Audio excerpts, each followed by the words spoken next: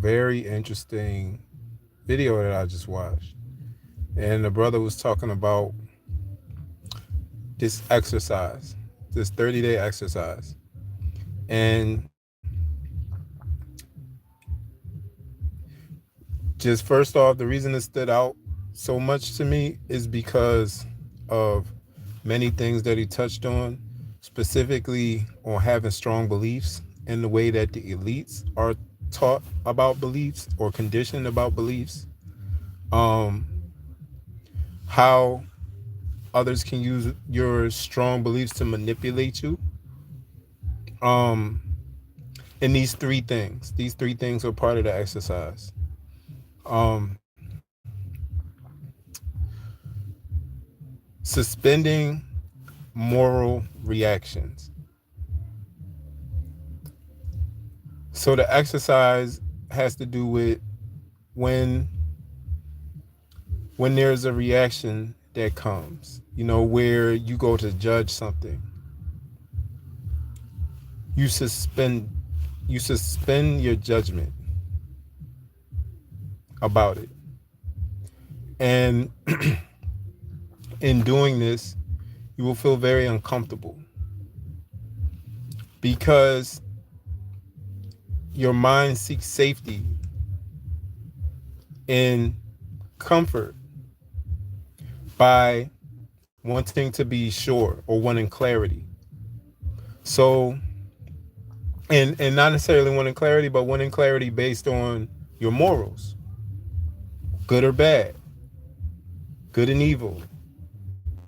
So it's like the idea is not to get rid of your beliefs, but to sit in the uncomfortableness of non-judgment, of not, as soon as you hear something, throwing it into a category, because the mind automatically like will program itself with new information. So it's like pausing the judgment of whether this is good or bad. Just pausing and sitting with the uncomfortableness, because your mind is going to want to reconcile the uncertainty of whether this thing is good or bad. So it's like by sitting in that space, you'll reprogram your mind not to judge it as good or bad. And it makes sense why this would be the first phase, because that is almost like the other phases don't even matter if you can't stop yourself from categorizing something and being comfortable with being uncomfortable in the fact that you haven't categorized it and you're just letting the information be what it is. Like just sitting in that uncomfortableness, like it makes so much sense. And then the second part was um what I say? Suspended moral reaction. The second part was excuse me, y'all. The second part was thinking structurally. So after you've suspended that judgment or done that practice, uh the next the next phase, and he also mentioned that these phases, like a lot of people don't even make it past the first one. And that, I get it. Because it's almost like, but anyway, let me move to the next one. So the next one was thinking structurally. And thinking structurally will it'll keep you from that villain mentality of trying to find a villain. Man, and he even described it as basically that's lazy. When you're just looking for the villain, and like, because once you find that villain, then you're like, okay, cool. I mean, like that's just what it is. You leave it there, and then you attack it from a simple way of looking at something rather than addressing the structures. And uh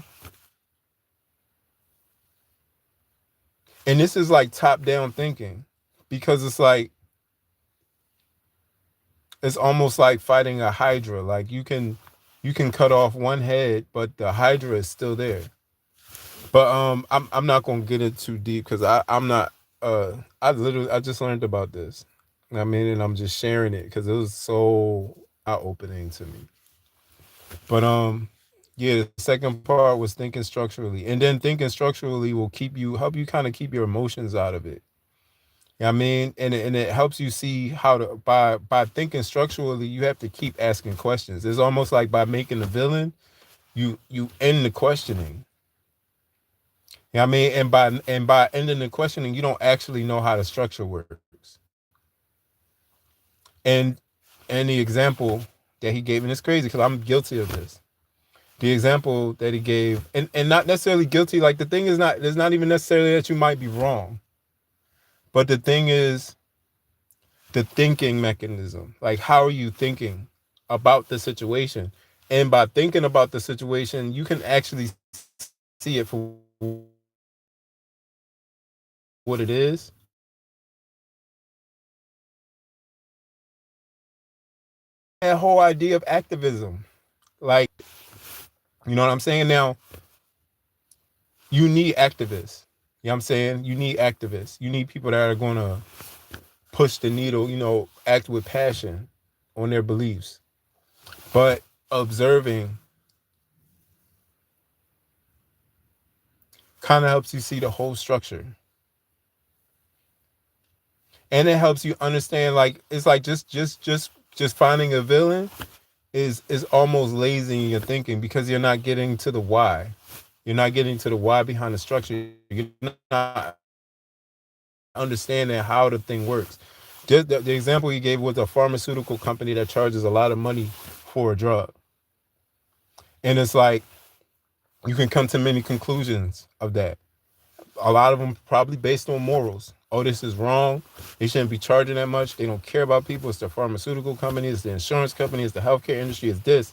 And by not understanding the structure and why it's priced like that, you don't even really know where the problem is.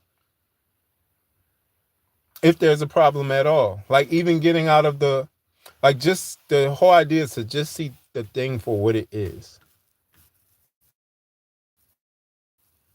Like this practice has nothing to do with acting on it. Like this practice has to do with the way that you think and thinking structurally rather than thinking to make somebody the good guy or the bad guy. And then the third thing, and this one hit home, was detaching your identity from your beliefs. And it was like, man, that's so powerful because a lot of us think that our thoughts are our own. When most of the time our thoughts have been programmed. And it's like by attaching your identity to your belief, it's almost like you never question the program. And anybody that questions what you believe becomes the enemy. You know what I mean? Like it doesn't allow you to look at the situation objectively. Um and man, the great exercise, man, that he gave for this one, man, and this is great exercise he gave for this one was to basically challenge your beliefs. Like take the other side. Like whatever you believe, take the other side. And he described that you'll feel something. It'll almost feel like you're abandoning yourself.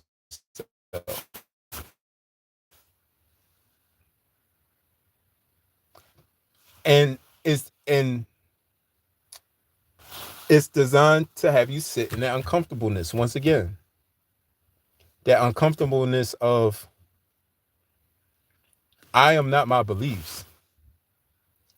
Like my beliefs are what they are, and I am who I am. Like my identity is not attached to my belief. Because if your identity is attached to your belief, it's almost like I can manipulate you easily. You can be manipulated easily. And you know what? Forgive me if some of this I'm wrong about. You know what I mean? Because I might be interpreting certain things wrong.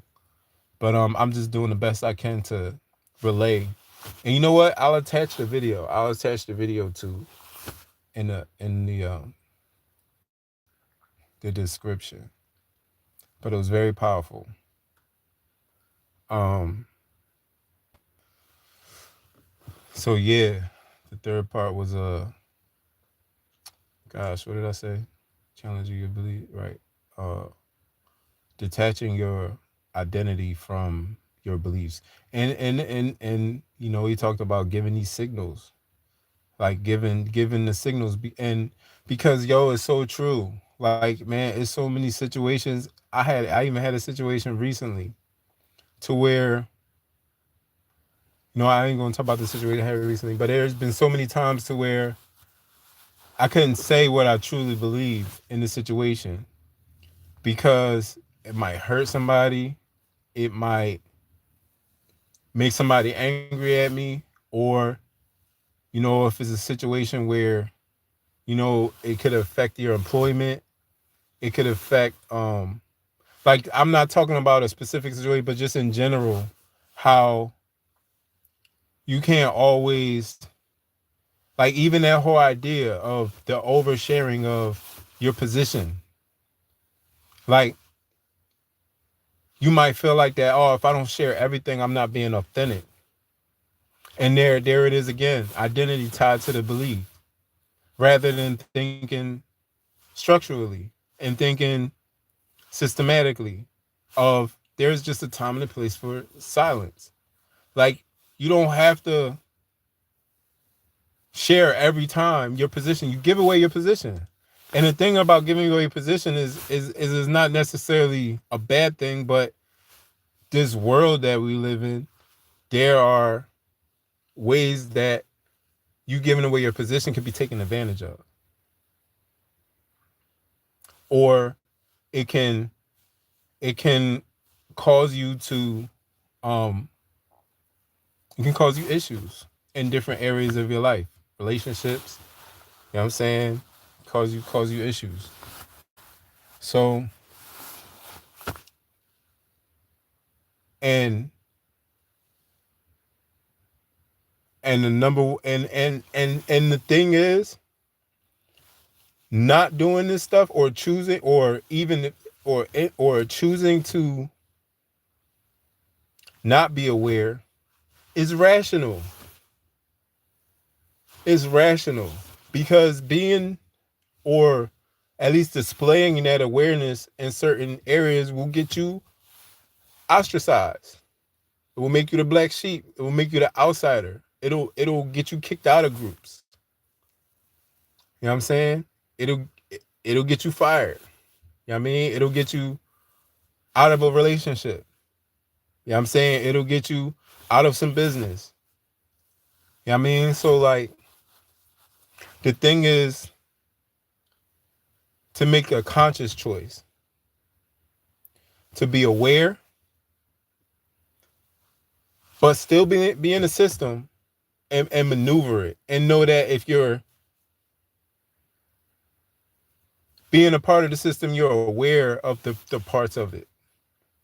Or you can remain to be unaware and be in the system.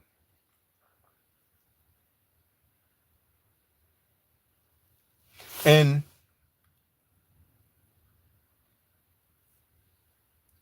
you will feel lonely. And that's why I guess the important part that you touched on was to basically, you need to find people that think like you, or at least relate. And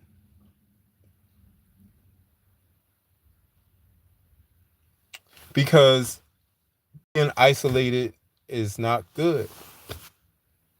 It's not healthy to be completely isolated. And I get that. I definitely get that, because sometimes you might feel like you don't got nobody. You might feel like, and you know what he also touched on is basically, you're going to almost feel like an outsider no matter where you go. And man, yo, so much stuff he touched on I can relate with. Like, I'm gonna keep it 100 with y'all. It almost feels like no matter where I go, I always feel like the outsider of wherever it is. Like I've never fit in anywhere. Like anywhere, even in some groups where I think I'm gonna fit in. I'm the outsider of the fit of the group, and it's to be comfortable with that and understand that you're gonna always have this out, like it's gonna feel like that, and to be cool with it. And that the whole key to all of that was if you are gonna practice this being aware is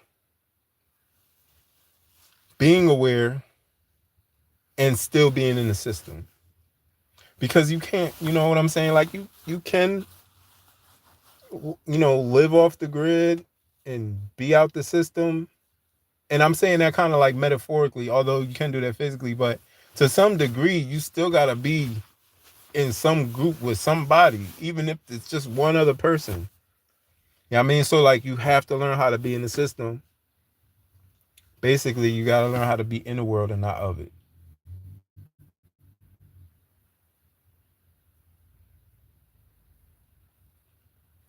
But I think that this exercise, especially something like taking the opposite side, almost like trying to prove yourself wrong.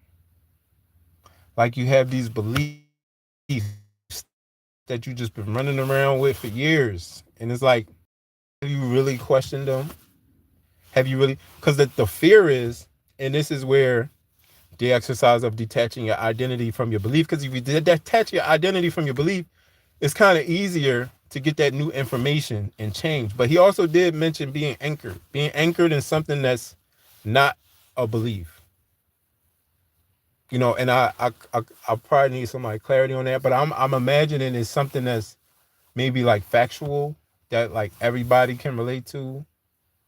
As far as, and by everybody relate to, I mean like something that's duplicatable. Like if you do this fact over and over, like no matter where it is, like it's true. So like if you have that as an anchor, it's something that can keep you grounded while you're doing this change in beliefs. Because if you have some beliefs that have been ingrained in you, especially since you've been young and you never really question them, and then you try to change that, you can go insane. I can imagine. Or maybe insane is a little too far, but like, cause I have been in those, man. I have been in those sections to where I was just questioning life in general. Like I was just like, what is the point of all of this? like I'm questioning the source of everything. Like why emanate? You know what I mean? Like being aware will have you questioning purpose and life itself. Like most people don't even get there. Like and that's why I'm guessing it's important to find a group of people that that think like you and even think better than you. You know what I mean? Like, you know, um being okay with not being the smartest person in the room.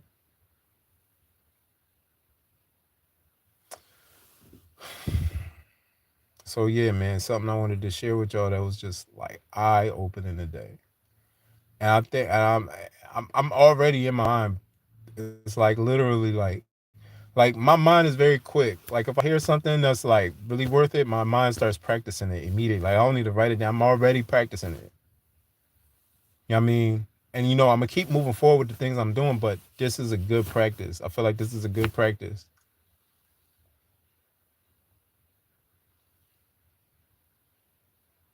If I was thinking about it right now, like